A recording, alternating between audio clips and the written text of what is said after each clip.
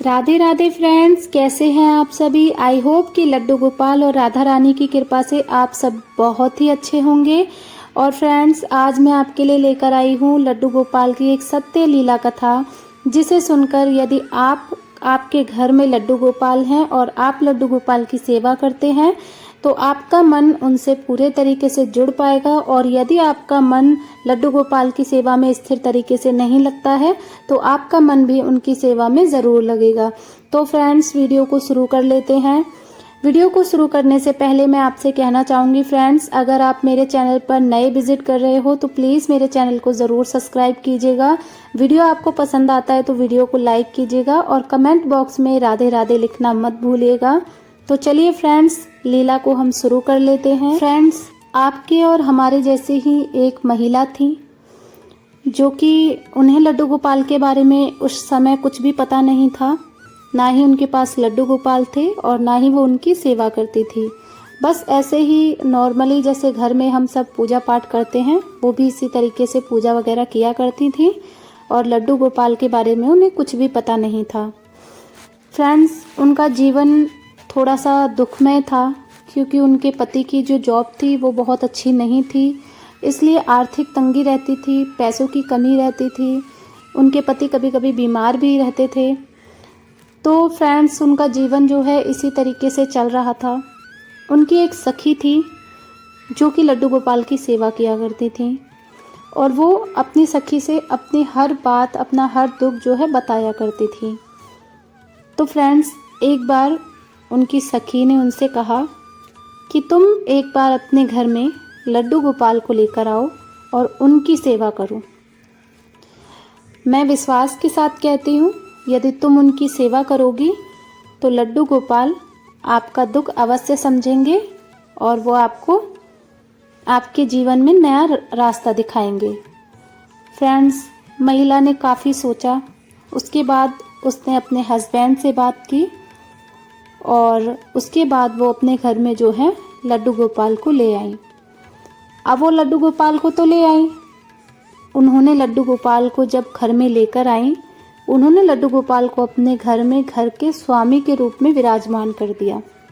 उन्होंने लड्डू गोपाल से कहा, हे लड्डू गोपाल, मैं आपको लेकर तो आई हूँ, लेकिन अब से ये घर आपका है।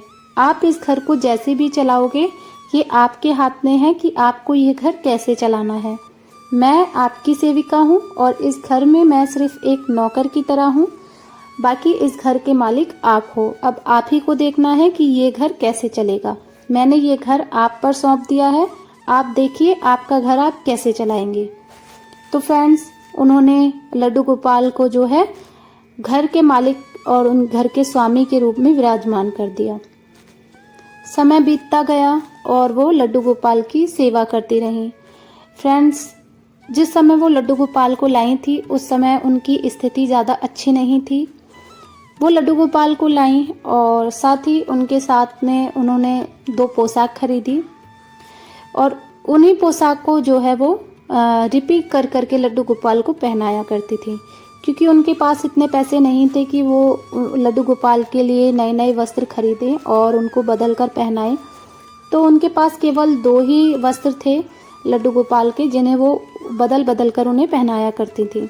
कुछ महीने बीते और उसके बाद जो है वो पोशाकें फटने लगी। फ्रेंड्स, जब वो पोशाकें फटने लगी तो महिला ने उन पोशाक को जो है सिल दिया और सिलकर वो फिर से ठाकुर जी को पहनाने लगी। जब वो सिलकर पोशाकें लड्डू गोपाल को पहनाने लगी तो एक दिन स्वप्न में जो है लड्डू गोपाल उस महिला के स्वप्न में आए और उन्होंने देखा, उन्होंने ये लीला उस महिला को दिखाई स्वप्न में कि एक छोटा सा बालक है जो कि अपने कपड़ों को उतार रहा है और उसके साथ ही में एक टब रखा हुआ है पानी का, जिसमें पानी गोल गोल लगातार स्पीड में घूमे जा रहा है। मानो वैसे तो वो पानी टब में था, लेकिन पानी को देखकर ऐसा लग रहा था जैसे वो कोई चलती नदी का पानी हो, बहता पानी तेज रफ्तार में बह रहा हो। और वो जो छोटा सा बालक है वो अपने कपड़ों को उतार करके उस टब के पानी में डाल देता है और कहता है, मैया ये देखो ये वस्त्र फट गए हैं, मुझे ये वस्त्र बिल्कुल भी अच्छे नहीं लगते, मुझे ये वस्त्र ना पहनाओ, मुझे ये वस्त्र नहीं पहनने। फ्रेंड्स, इतना कहकर वो बालक अपने सारे जो उसने कपड़े पहने थे उन्हें टब के पानी में डाल देते हैं। तुरंत उस महिला की आंख खुल जाती है। जब महिला की आंख खुलती है तो वो देखती है कि उसके आसपास कुछ भी नहीं है। वो ठाकुर जी के पास जाती है, उनके पास बैठती है, फिर अपने मन में ठाकुर जी से सवाल करती है, हे ठाकुर जी, ये क्या था, मुझे ऐसी स्वप्न लीला क्यों हुई। और धीरे धीरे जब वो अपने मन में लड्डू गोपाल से सवाल कर रही होती है, उनसे बात कर रही होती है, तो उसके सवालों के जवाब उसे स्वयं ही मिल जाते हैं और वो समझ जाती है कि हाँ, ये लीला जो है मेरे कान्हा की थी, मेरे लड्डू गोपाल की थी, जिन्हें मैं सिलकर फटे हुए वस्त्र पहनाती हूँ। इसलिए मेरे कान्हा ने ही मुझे स्वप्न में आकर ये कहा है कि मैया ये पोशाक फट गई है और मुझे ना पहनाया करो, मुझे ये पोशाक अच्छी नहीं लगती। फ्रेंड्स, महिला ने सारे जो भी उनकी फटी हुई पोशाक थी वो अपने हस्बैंड को दी कि आप इन्हें चलते पानी में किसी भी नदी में प्रवाहित कर दो, ये मेरे लड्डू गोपाल का आदेश है, आज से मैं इन्हें ये वस्त्र नहीं पहनाऊंगी। फ्रेंड्स, उसके बाद वो लड्डू गोपाल के लिए नए वस्त्र लेकर आई और फिर से जो है लड्डू गोपाल की सेवा में लग गई। कुछ दिन बीते, तकरीबन 1 साल होने को आया, सेवा चल रही थी।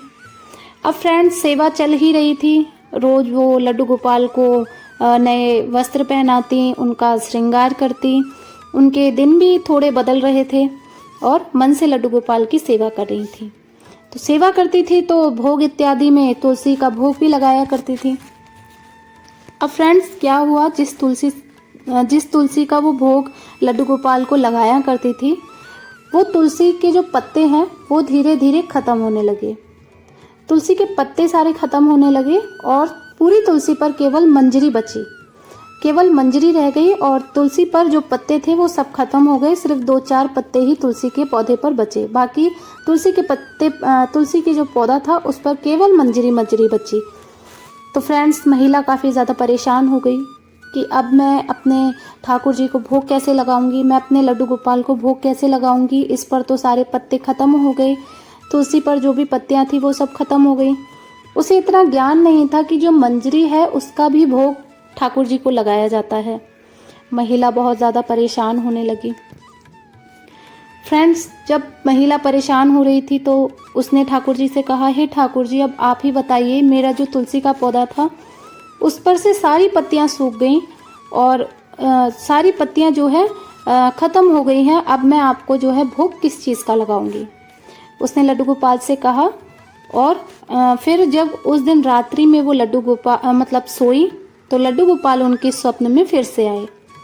लड्डू गोपाल आए और लड्डू गोपाल ने जो उनको लीला दिखाई वो ये कि वो महिला देखती है एक छोटा सा बालक है उसी स्वरूप में, और वो उसी जो उनके घर में जो तुलसी है उस पर केवल मंजरी है, पत्तियां नहीं है, उसी तुलसी के पौधे पर से जो मंजरियां उसमें लगी हुई हैं उन मंजरियों को वो तोड़ करके जो है खा रहा है। और वो इतने चाव से खा रहा है जैसे कि वो तुलसी की मंजरी नहीं बल्कि कोई फल वगैरह खा रहा हो।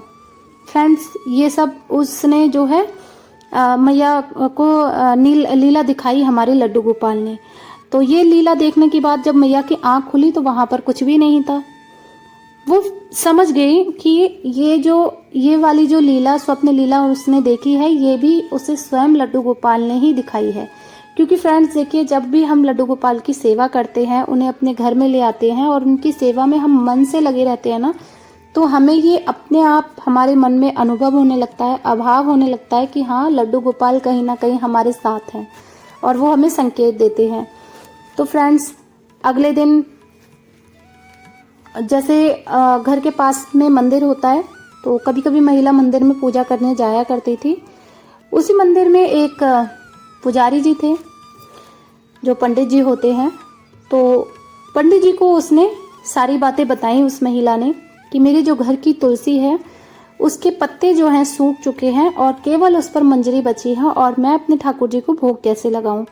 और मैंने उसने जो स्वप्न लीला देखी थी वो भी वो साथ में पुजारी जी को बता देती है। फ्रेंड्स, उसके बाद पुजारी जी उसे बताते हैं कि शायद तुम्हें ये नहीं पता कि ठाकुर जी को केवल तुलसी के पत्तों का ही नहीं बल्कि तुलसी की मंजरी का भी भोग लगाया जाता है। और तुम्हें तो स्वयं ठाकुर जी ने ये आकर के कहा है कि तुम उन्हें तुलसी मंजरी का भोग लगाओ, क्योंकि वो तुमसे तुलसी मंजरी का भोग लेना चाहते हैं।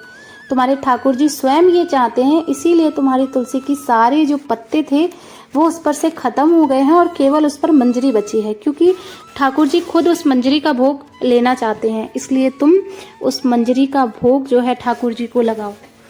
और हाँ, रविवार और मंगलवार के दिन जो है तुलसी को नहीं तोड़ा जाता, तुलसी की मंजरी को भी नहीं तोड़ा जाता है। और तुम जब भी ठाकुर जी को तुलसी की मंजरी, जो तुम्हारी पौधे पर मंजरी है, उन सब को तोड़ करके रख लो। उसके बाद तुम ठाकुर जी को उसका भोग लगाओ।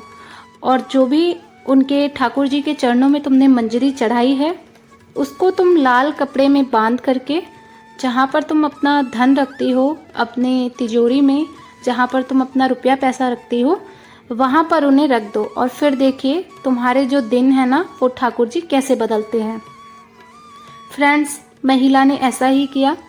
महिला ने जो है सारी तुलसी पर से मंजरियाँ तोड़ी और उन्हें एक डब्बे में भर करके रख लिया और उसी में से उसने ठाकुर जी को भोग लगाना शुरू किया। और कुछ उसने मंजरी जो ठाकुर जी के चरणों में चढ़ाई थी, उसमें से कुछ मंजरी उसने लाल रंग के कपड़े में बांध करके अपनी तिजोरी में रख दी। फ्रेंड्स, कुछ ही दिन में, लगभग 1 हफ्ते में ही उसके पति की अच्छी नौकरी लग गई, अच्छा घर में धन का आवाहन हो गया, घर में सब कुछ ठीक ठाक चलने लगा और उनके जो दिन है वो बदल गए, अपना घर बन गया। तो लड्डू गोपाल की ऐसी कृपा हुई उन पर, क्योंकि उसने मन से जो है लड्डू गोपाल की सेवा की। तो फ्रेंड्स, एक बात मैं भी आपको कहना चाहूँगी, यहाँ पर आप जो है शुक्रवार के दिन अगर आप तुलसी माता को जल चढ़ाते हो तो उसमें थोड़ा सा कच्चा दूध डाल करके चढ़ाइए, बहुत ही शुभ फल मिलता है इसका।